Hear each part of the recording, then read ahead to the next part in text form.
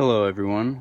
I have been trying to diagnose this 1999 Pontiac GT. It is a Grand Prix. It has been getting water on the interior floorboard and it's been pretty inconvenient. So I have done tons of inspecting inside the car. I pulled all this out this morning, but I've been getting water on the passenger side floorboard in the back and on the passenger side floorboard in the front. I found two spots that were leaking. One is right inside the door jamb here. It looks like they have filters that are meant to screen out some of the debris from water. So down here, so you don't get a bunch of like pine needles or anything like that that will stop it from draining. I did clear out a bunch of this. It could be cleared out a little bit better, but water was actually passing through this area here and then overflowing on the inside at this groove here and then in the middle here. There's water in here now because the problem's not fixed, and there's about 1.5 inches of ice on the carpet, so it's just been sort of drying out a little bit.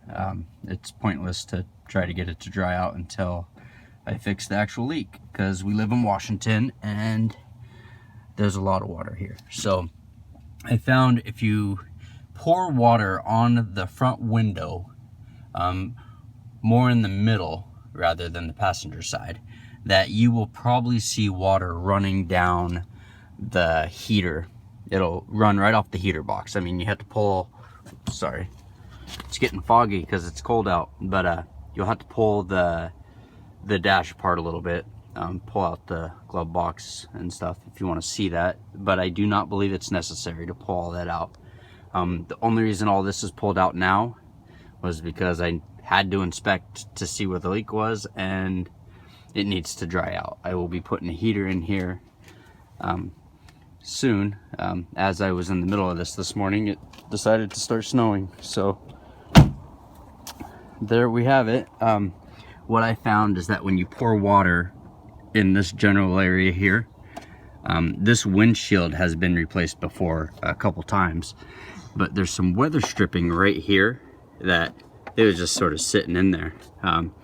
You do have to remove both the windshield wipers and remove this panel here, and it'll all lift out. If it's not coming, it means that means you're missing something. There's, I believe, 3 screws, and then there's a flathead screw in this that goes on this stud here, and there's a clip. If you try to pull it, you got to slide a flathead underneath the trim here, but there's a clip right here. If you just pull it, you'll probably break the whole plastic guard that goes up here.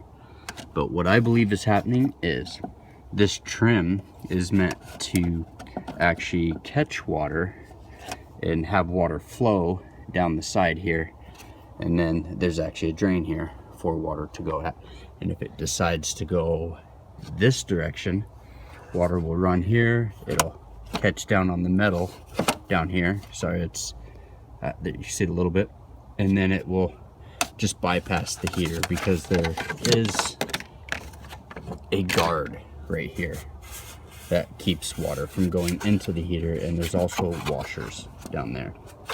So if you are having the problem where you're getting a ton of moisture and water inside your car, I would recommend doing this, because it's actually a quite simple fix, and I will have to actually seal with a weather stripping glue, put the piece back on here, and then hopefully water will catch and stop going down the heater, because it was literally dropping. I'll put this row back so you can see, but water was not hitting the guard because it wasn't up here. I assume the people that did the windshield recently just sort of set it there and hoped it would stay, which is sort of sad because it was expensive.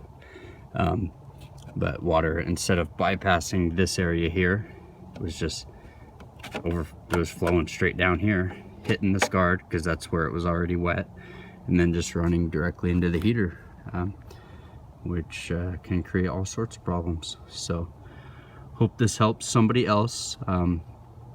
I probably spent 3 hours or so ripping everything out of the car because it has to dry out.